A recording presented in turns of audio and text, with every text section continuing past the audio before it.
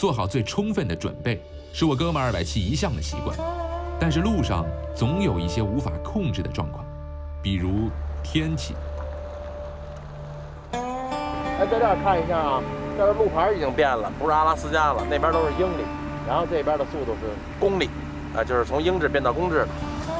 在加拿大北部开车，尤其是往北极走的这种小路，你看，经常会有这牌子 Road Open， 就是道路开放，然后还有可能它是道路关闭，道路关闭你就走不了。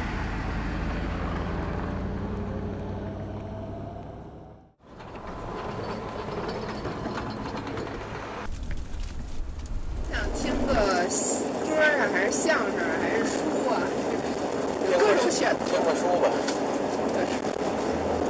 研究做了500多次心理的实验，证明我们因为全车我们都能休息，但只有他就是一直在开车，所以我们就尽量的我要做好后勤保障工作了。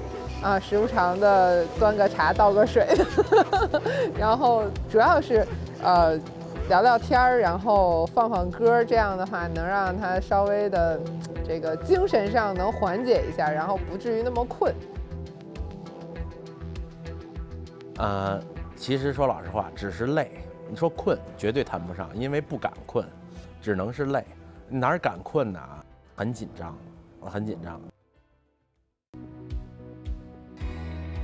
这是一段漫长的行车，从白天开到晚上，从晚上开到白天。终于，我哥们270开进了北极圈。为什么我们俩都要下车？这是一个隆重的时候。大家可以看到那儿，北纬66度33分，我们在加拿大玉坤地区的5号公路405公里处。现在再往前开就进入北极圈了。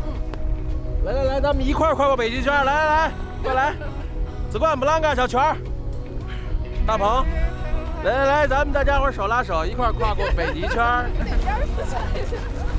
老爷帅。我觉得就是代表着我们旅程的一个小的进程吧。